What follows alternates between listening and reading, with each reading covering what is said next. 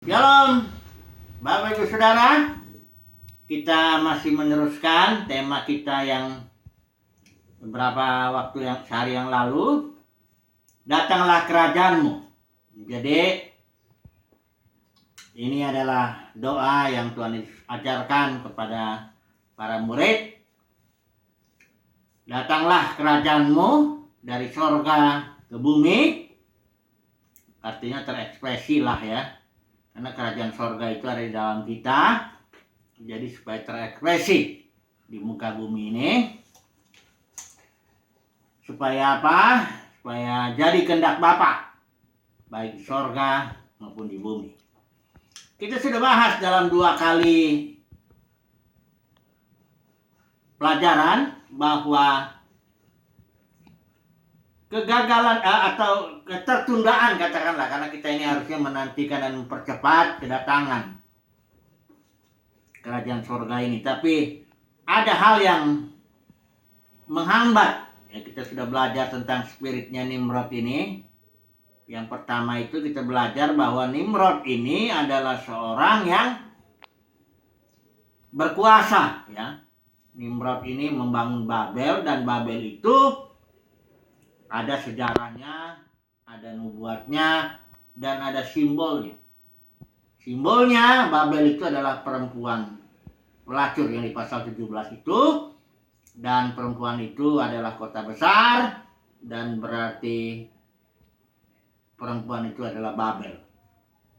Dan kita tahu bahwa perempuan simbol daripada gereja. Jadi gereja Babel inilah yang dimotivasi oleh spiritnya Nimrod. Nimrod itu dia mau bangun kerajaan sendiri, cari nama, supaya jangan orang berserak dan artinya berkumpul dengan dia. Ini spirit seperti inilah yang kita sudah bahas. Awalnya datang melalui satu pengajaran dari Ignatius tahun 117 Masehi, di mana dia yang memasukkan ya pengajaran hierarki itu, dari mulai membedakan bishop dengan penatua, akhirnya para bishop bertarung jadi bishop agung, lawan lagi, bertarung lagi jadi kardinal, lahir paus. Hierarki inilah yang di dalamnya ada spirit Nimrod itu. Membangun kerajaan sendiri, cari nama, supaya jangan berserak, kumpul di sekitar para pemimpin ya. Persis seperti yang Paulus bilang dalam Kisah para Rasul 20, bahwa gereja jatuh karena dari antara para pemimpinnya itu, para penatua pada waktu itu, mereka dengan ajaran palsu menarik murid-murid kepada diri mereka sendiri. Jadi kita tahu gereja sudah jatuh dalam ribuan denominasi, dicabik sana, dicabik sini oleh para pemimpinnya, terpecah-pecahlah. Dan tapi doa Tuhan Yesus ini tetap harus digenapi. Yang diajarkan Tuhan itu kepada para muridnya, datanglah kerajaanmu, dan kerajaan itu harus datang. Cuman kita harus tahu dulu, ini soalnya umat Tuhan dalam spirit Nimrod, dalam sifat dasar Babel, itu membangun kerajaan sendiri. Jadi bagaimana? Jadi kontroversi kan? Tuhan mau menegakkan kerajaannya di bumi ini melalui umat Tuhan, melalui gerejanya, tapi karena gereja sudah jatuh, malah gerejanya itu jadi pecah-pecah dan membangun kerajaan-kerajaan sendiri. Ya. Jadi bagaimana ini penyelesaian Tuhan? Ya, mari kita melihat hari ini sebagai penutup, ya, session penutup mengenai tema datanglah kerajaanmu. Bagaimana Tuhan menjalankan terus ya, rencananya Tuhan itu jalan terus ya. Mari kita melihat dulu ya. Nah, rencana Tuhan itu terungkap itu di kitab Wahyu itu di sangkakala ke-7. Kita tahu kitab Wahyu adalah satu kitab penutup ya.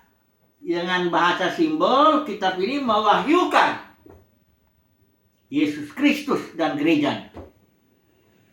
Jadi Bahkan bukan hanya mewahyukan itu, dan pada akhirnya mewahyukan pemulihan segala sesuatu, langit dan bumi yang baru. Nah, tapi ini kita tahu ya, pembukaannya kitab Wahyu itu pasal 1 tentu itu hanya penglihatan aja, Yohanes, pasal 2 pasal 3 pembicaraan pewahyuan Yesus itu kepada gereja, ya. Tuhan meminta para pemenang karena gereja sudah jatuh, dengan Jezebel, Bileam, Nikolaus. Dan pasal 4 mulailah pewahyuan itu, ya, di sorga, ya. Dibuka dulu pasal 4 pasal 5 tentang bagaimana sorga yang berpusat di tahta Bapa itu, ya. Mulai buka materai 1, 2, 3, 4, 5, 6, 7. Begitu materai 7 dibuka, maka sebut sejenak ada hening, baru sangkakala. 1, 2, 3, 4, 5, 6, 7. Nah, di sangkakala ke-7 ini di pasal 10, disitulah misteri, ya. Saya baca dulu ya. Wahyu pasal 10 ayat 7. Tetapi pada waktu bunyi sangkakala dari malaikat yang ke-7, yaitu apabila ia meniup sangkakalanya, maka akan genaplah keputusan rahasia atau misteri Elohim, atau misteri Allah, terjemahan Elai.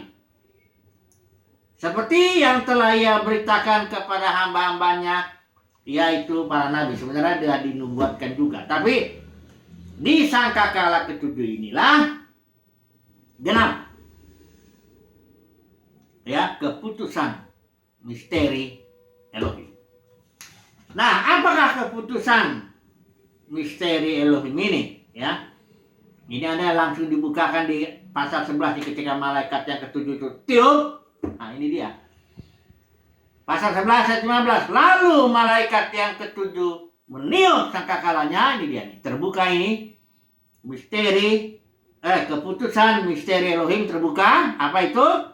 Ini dia intinya. Pemerintahan atau kerajaan atas dunia dipegang, ambil alih, ya, oleh Tuhan kita Yesus intinya. Dan dia ini terjemahan LA ini harusnya dianya huruf kecil, karena yang dimaksud di sini dia yang diurapinya itu artinya gereja pemenang, 2 sulung, ya. Pemerintahan atas dunia dipegang oleh Tuhan Yesus Kristus, dan yang diurapinya gereja pemenang, ya. Dan dikatakan di sini ia akan memerintah sebagai raja sampai berjaman-jaman. Inilah dia kedatangan Tuhan itu, ya. Kedatangan Tuhan itu ini dia. Ketika kerajaannya, ketika dinyatakanlah bahwa kerajaan dunia ini menjadi kerajaan Tuhan. Maksudnya datang Tuhan dengan gereja pemenang dan mengambil alih semuanya itu. Kayak yang kitab Daniel itu, Nebukadnezar sebagai kepalanya situ, ya, turun ke bawah sampai di kaki ada satu batu. Itulah kerajaan sorga masuk menghantam itu patung, patungnya hancur. Jadi kerajaan dunia ini menjadi kerajaan Tuhan dan yang diurapi.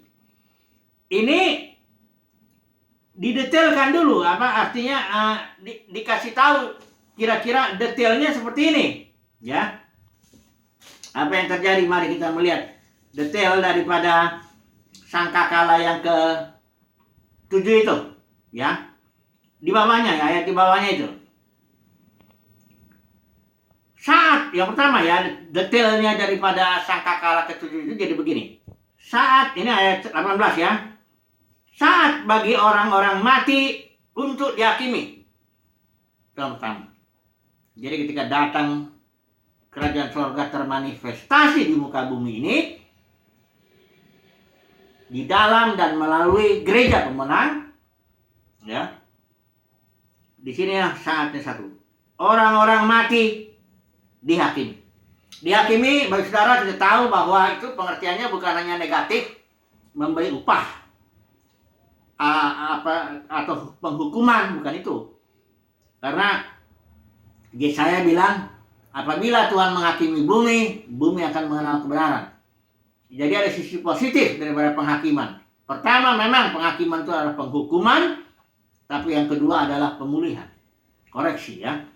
Jadi saat bagi orang-orang mati dihakimi ya, dan penghakiman itu diserahkan kepada orang-orang kudus ya. Kalau 12 murid Yesus menghakimi 12 suku Israel. Ini orang-orang kudus diberikan kuasa untuk menghakimi ya. Artinya memberikan koreksi. Yang satu. Yang kedua, memberi upah kepada hamba-hambamu, nabi-nabi dan orang-orang kudus. Jadi ketika datang sakakala 7 tiup, terjadi manifestasi kerajaan surga di bumi, disinilah memberi upah kepada hamba-hambamu, nabi-nabi. Yang ketiga, ini membinasakan barang siapa yang membinasakan bumi. Kalau saudara lihat yang membinasakan bumi itu Babel. Babel ini dengan segala dagangnya, dengan segala dosa-dosanya itu merusak bumi. Ya, kalau kalau dilihat di pasal yang ke-19 ya. Kalau kita melihat di sini. Di sini dibilang 19 ayat 2. Ini setelah Babel dihakimi, ada bersorak-sorai, haleluya, keselamatan dan kemuliaan dan kekuasaan adalah pada Allah kita, sebab benar dan adil segala penghakimannya terhadap Babel itu, terhadap gereja yang membangun kerajaan sendiri itu, gereja Babel, karena ia yang telah menghakimi pelacur besar itu, katakan yang merusakkan bumi dengan percabulannya. Terus kemudian di sini ada lagi, dan ia telah membalaskan darah hamba-hambanya. Karena gereja Babel ini menganiaya hamba-hamba Tuhan yang sungguh. Jadi ada 3 di sini, saya ulang lagi kebesaran sangkakala itu ya. Yang pertama, orang-orang mati saatnya dihakimi. Kedua, hamba-hamba Tuhan dikasih upah. Yang ketiga, gereja Babel hancur. Nah ini dia nih ya. Karena ketika ditegakkan kerajaan surga di muka bumi ini, maka kerajaan-kerajaan yang lain termasuk kerajaan dunia ini, semua kerajaan-kerajaan itu harus hancur. Nah, mari kita melihat dulu cawan yang ke-7, kapan ini gereja Babel ini hancur. Karena dan kadang-kadang gini, gereja Babel ini mengaku dia mempelai Kristus. Para pemimpin denominasi bilang denominasi itu gereja katanya. Jadi umat Tuhan kadang-kadang bingung. Ini gereja atau bukan? Karena Alkitab ini, kalau Kitab Wahyu jelas membedakan itu. Ya, di Kitab Wahyu ini perempuan ada 2. Perempuan di pasal 12 dia singgung itulah gereja yang dia di langit yang enggak kelihatan. Itulah yang sejati, yang akhirnya melahirkan putra-putra Elohim untuk memerintah. Tapi di pasal 17 ada lagi perempuan yang sifat dasarnya pelacur itu, yang Babel itu. Nah, ini beda. Perempuan yang pasal 12 itu melahirkan kingdom, menghadirkan kingdom. Kalau yang ini kerajaan ini. Ya, dia duduk perempuan ini di atas binatang. Binatang itu di kitab Wahyu simbol dari pemerintahan manusia. Jadi ini perempuan, ini gereja yang ditopang oleh pemerintahan manusia itu dengan spirit Nimrod itu. Ini hancur. Ya. Nah, di kapan hancurnya? Di cawan yang ke-7 ini. Jadi setelah dibuka sangkakala ke-7, mulailah bergerak itu ya, pasal 12. Ini sebenarnya pasal 12 yang sampai nanti pemulihan segala sesuatu itu sebenarnya proses penggenapan yang sangkakala ke-7 itu, keputusan misteri Elohim diselesaikan dalam pasal 12, 13, 14, 15, 16, 17 sampai 21. 22 langit yang baru. 21 ya langit yang baru ya, pasal 1 ayat 1 sampai ayat 4. Jadi cawan ini salah satu penggenapannya itu, masih di sangkakala 7 dia, cawan ke-7 ini. Nah, ini saya khusus cawan 7, khusus ini cawan 7 untuk menghakimi gereja Babel itu. Mari kita melihat cawan ketujuh ini ya. Adanya di pasal yang ke-17. Bukan 17. Ada yang di pasal 16 ya. Nah ini pasal 16 ayat 17 ya, saya bacakan ya. Dan malaikat yang ketujuh, ini dia. Cawan ketujuh ini, malaikat ketujuh menumpahkan cawannya ke angkasa, dan dari dalam bait suci kedengaranlah suara yang nyaring dari tahta itu, katanya, sudah terlaksana. Apa ini artinya sudah terlaksana? Ini dikatakan ayat 19 jelasnya begini. Lalu terbelahlah kota besar. Ini kota besar itu perempuan ya. Perempuan itu kota besar ya. Kalau di pasal 17 18 itu perempuan yang telah kau lihat itu adalah kota besar ya. Jadi begitu cawan ketujuh ditumpahkan, ayat 19 bilang lalu terbelahlah kota besar itu ya. Jadi di sini dibilang teringatlah Elohim atau Allah akan Babel yang besar itu untuk memberikan kepadanya cawan yang penuh dengan anggur kegeraman murkanya. Di sinilah Bapak Ibu Saudara, di cawan yang ketujuh itulah Babel, gereja Babel dihakimi. Jadi setelah itu dihakimi, pasal 17-18 memberi penjelasan itu kita sudah baca. Pasal 19 itu sukacita surgawi karena Babel, gereja Babel ini dihakimi, yang ngaku-ngaku mempelai ya. Nah, barulah kemudian pasukan Yesus dengan pasukannya pasal 19 itu dengan gereja pemenang bergerak melayani ya. Di bumi ini berzaman-zaman sampai nanti mempelainya itu Yerusalem baru itu turun. Jadi setelah ini mempelai yang palsu ini mesti dihakimi dulu, baru muncul yang aslinya Yerusalem baru. Karena Yerusalem baru itu mempelai. Karena dibilang di sini dikatakan begini kan, mari ke sini, aku akan menunjukkan kepadamu pengantin perempuan, mempelai anak domba. Ya, barulah dia turunlah ini kota kudus Yerusalem. Itu mempelai. Itulah gereja pemenang. Ya, kota kudus bukan kota besar. Kalau Babel ini prinsipnya dia saya mau membesarkan diri, kudus gak kudus kayak nggak apa-apa, mau pakai cara sikut sana sikut ini pun nggak masalah ya. Denominasi itu begitu, mau besar bukan mau kudus. Tapi kalau mempelai itu Yesus itu kota kudus. Jadi setelah cawan ketujuh ini dicurahkan, ketahuanlah itu bahwa Babel itu bukan gereja ya. Memang perempuan, tapi dia bukan gereja sejati ya. Sifat dasarnya pelacur, menerima semua saja masuk ya. Barulah setelah penghakiman itu cawan ketujuh, Yesus dengan para pemenangnya bergerak melayani, dan tampillah, ditunjukkanlah kepada Yohanes, inilah mempelai yang sebenarnya itu, mempelai anak domba, kota kudus, yaitu Yerusalem, bukan kota besar. Nah ini kalau sekarang belum jelas ya, karena cawan 7 belum dicurahkan ini. Tapi sebentar lagi ini cawan 7 tertumpah ya. Baru nanti ketahuan yang mana gereja sejati, para pemenang, yang mana denominasi saja bangun kerajaan sendiri dengan spirit Nimrod ya, dengan dosa-dosa Jebel, Bileam, Nikolaus, dan macam-macam itu semua. Sekarang belum ya, sekarang masih samar lah. Tapi Tuhan punya para pemenangnya di akhir, di tiap zaman lah ya.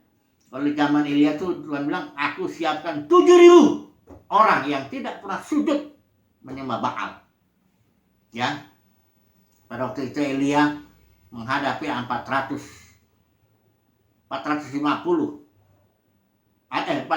itu yang apa, Nabi Baal ada lagi, ya Nabi Asyera tuh ada lagi kayaknya 450. Jadi Tuhan bilang di zaman itu ada 7.000. Nah, tiap zaman Tuhan punya jumlah orang yang adalah orang pilihannya.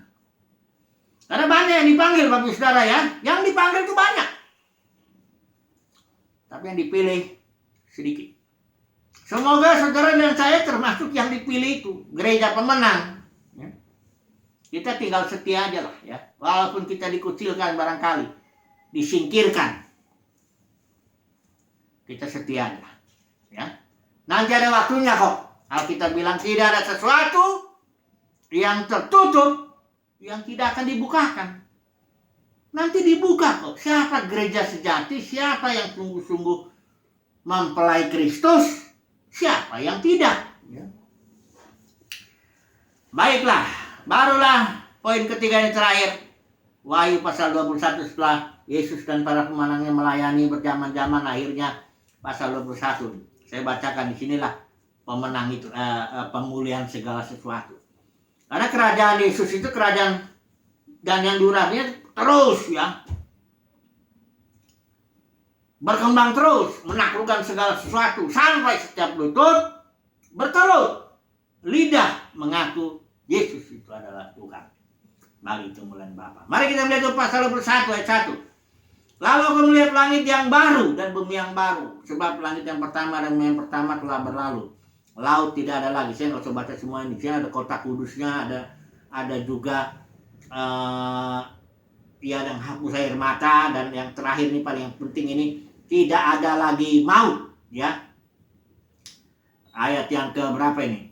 Tidak akan ada lagi perkabungan, ratap tangis atau duka cita. Segala sesuatu yang lama itu telah berlalu. Pokoknya sudah semuanya baru.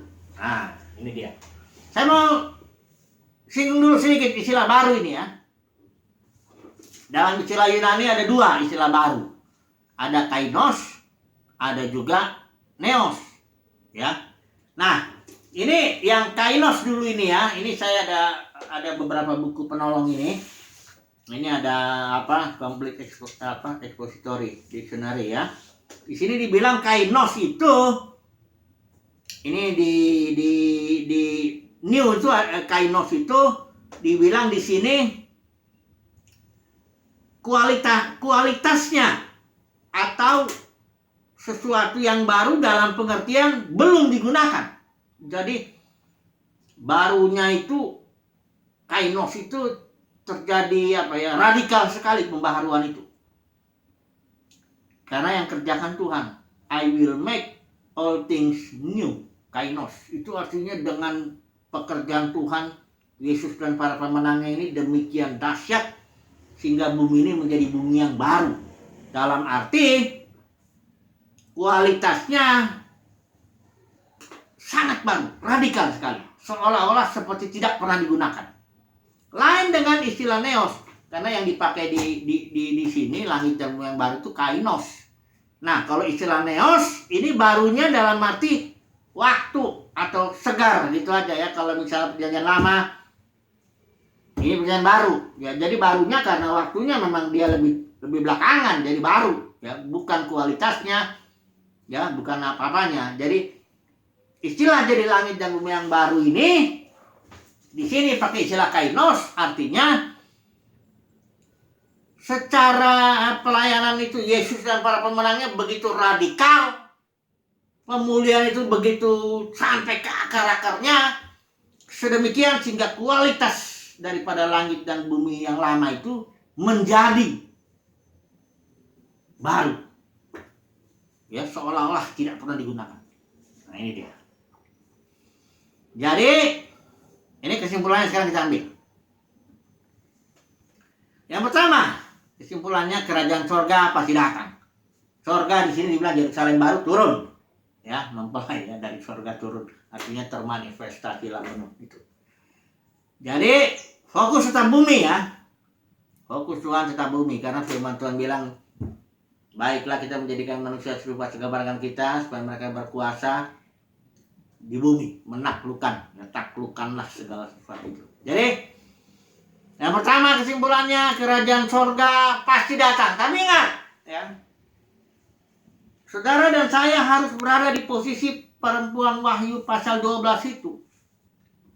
Kita terpilih untuk menjadi pemenang. Kalau enggak, kedatangan kerajaan sorga itu malah menjadi penghakiman. Karena perempuan Wahyu 17 di cawan ke-7 itu, gereja Babel, di situ dia kena penghakimannya. Hancur dan tidak akan kembali lagi berdiri, ya. Karena kerajaan manusia ini cari nama, ya. Spiritnya Nimrod ini juga sombong, macam-macam, ya. Jadi bagi kita orang pilihan Tuhan, kedatangan kerajaan surga itu merupakan suatu kelepasan lah, suatu penyelamatan lah, ya. Ya, seperti janda itu ya, kita karena dikucilkan, dianggap sesat, ya. Orang pilihan Tuhan itu mengalami tekanan-tekanan, ya, dari gereja Babel juga tekanannya itu, ya. Karena gereja Babel ini mabuk oleh darah orang-orang kudus. Ini dia. Tapi begitu datang kerajaan surga, di situlah, ya, pembelaan bagi kita umat pilihan Tuhan. Itu satu kesimpulan. Kesimpulan yang kedua, otomatis bahwa rencana Tuhan di kitab Kejadian itu tergenapi. Karena Tuhan mau menjadikan manusia serupa segambar dengan Dia, memerintah di bumi. Dan para pemenang ini melayani terus sampai semuanya dipulihkan, baru langit dan bumi yang baru. Tidak ada lagi manusia yang gak serupa. Jadi kita orang umat pilihan Tuhan, dia Tuhan datang, gereja surga termanifestasi di bumi. Kita bersama dengan Tuhan Yesus melayani terus sampai langit dan bumi yang baru, di mana tidak ada lagi maut. Upah dosa itu maut, ya. Jangan bilang upah dosa neraka kekal. Itu ditambah-tambahin sama gereja Babel itu.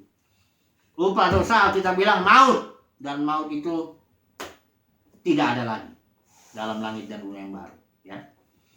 Puji Tuhan. Jadi ini sebagai share saya mengenai datanglah kerajaan. Haleluya. Amin.